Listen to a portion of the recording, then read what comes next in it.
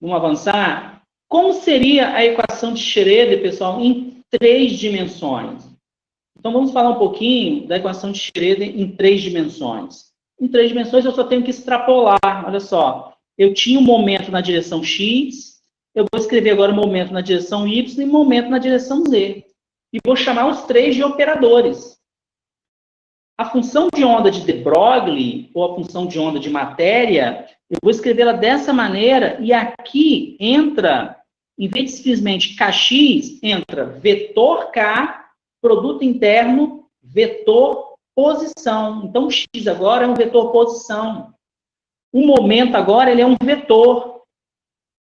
E o número de onda também é um vetor. Também é um vetor. E esse vetor ele é escrito como? E vamos nos lembrar que eu posso juntar essas componentes para formar o momento. Então, ficaria assim, ó, o P, operador completo, seria quem? H cortado dividido por I. Aí entra o D dx. Espera. Entra na direção X, eu tenho D dx.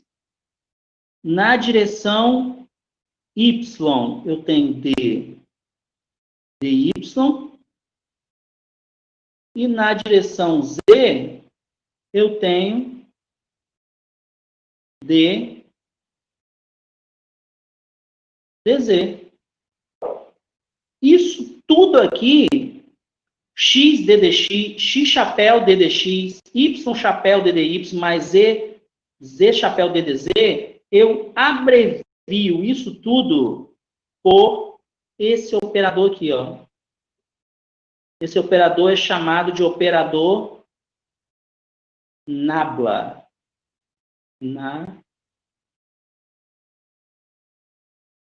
Operador nabla. Então, aquilo tudo que eu escrevi é isso aí, é operador nabla. Tá? Com isso, nós vamos ter o quê? Nós já sabemos o que o P faz. Então, toda vez que o P opera, ele opera com esse operador nabla agora, ou seja, ddx, ddy e ddz. E nós podemos escrever agora, olha só, nós podemos escrever agora o hamiltoniano, de novo, energia cinética, mais energia potencial. Energia cinética mais energia potencial. E aí vamos lembrar, né, como que a gente escreve a equação de Schrödinger mesmo? A equação de Schrödinger é I, H cortado, dψ, dt, igual H chapéu psi. Então, esse termo do lado esquerdo, eu coloco ele aqui, IH cortado dψ dt. O H atuando no psi, quem é o H? Não é energia cinética, mas potencial?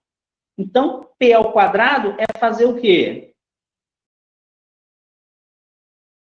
Esse objeto aqui ao quadrado é H vezes H, dá H cortado ao quadrado.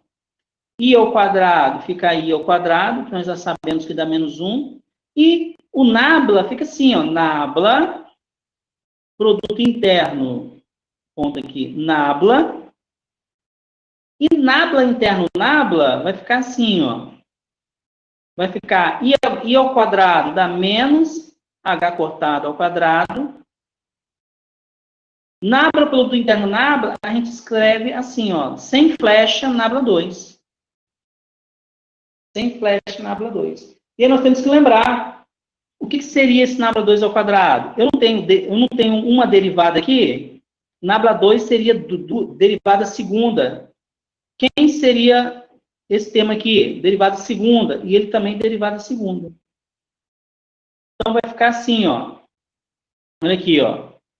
O 2m repete aqui, o nabla 2 aparece, a energia potencial você repete, isso tudo atuando no psi. E aí você tem que lembrar que esse nabla 2, aqui dentro, o que tem aqui dentro? Da mesma forma que aqui dentro do nabla tem ddx, ddy, dtz, aqui dentro do nabla 2 tem d2x, D2dx2, D2dy2, D2dz2. Simples assim. Tudo bem? Então, essa equação está escrita, a gente usa esse símbolo Nabla 2 para escrever ela de maneira abreviada. Porque na prática eu teria que colocar todo esse termo aqui dentro.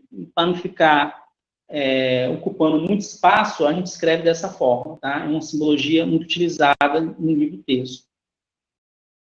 E como fica os operadores, né? Porque agora eu tenho x, eu tenho y e eu tenho z. E aí eu não vou chamar de x, y, z, a gente geralmente chama de x1, x2 e x3. E eu tenho também momento x, momento y, momento z, que é o momento na direção x, momento na direção y e momento na direção z. Momento na direção z. Então, eu posso chegar ao seguinte, ó, as relações de comutação agora ficam como? X com x. Isso é interessante. Comutação de x com x, o comutador dá sempre 0. O comutador de p com p dá 0. Só o comutador de x com p que dá diferente de 0. E aqui é interessante, né? O que esse comutador aqui quer dizer? Quer dizer o seguinte, medir o x é independente da medida do y, que é independente da medida do z. Eu posso medir um de cada vez ou ao mesmo tempo, não vai fazer diferença nenhuma. O que esse comutador quer dizer? Medir o momento na direção x é independente da medida do momento na direção y, que é diferente da medida do momento na direção z. Tanto faz. Aqui é sutil. Por quê? Tá xi, aqui não é pi, é pj, tá? Desculpa, aqui é pj. Mas o que ele está dizendo? Se eu meço o x e o px, essa relação influencia nessa medida. Vai dar IH cortado. Agora, se eu meço o x e meço o py, aí uma medida não interfere na outra. Só medidas de x e p na mesma direção, na mesma variável, é que realmente vai dar IH cortado. Ou seja, o princípio de incerteza é para medidas no mesmo eixo, na mesma direção. Tipo x com px, y com py, z com pz. Se você vai fazer medida x com pz, uma medida não interfere a outra. Se você vai fazer y com px, uma medida não interfere na outra. Tudo bem? A gente chama esses graus, pessoal, x, y, z e px, py, z. Olha só, esses graus aqui, x, y, z, px, py e pz, que é y, né? Esses graus aqui, nós chamamos de graus de liberdade, que são independentes. Lembra lá da mecânica, do curso de termodinâmica e mecânica estatística, que eu falava o tempo todo de graus de liberdade? Quantos graus de liberdade tem uma partícula monoatômica, diatômica, poliatômica?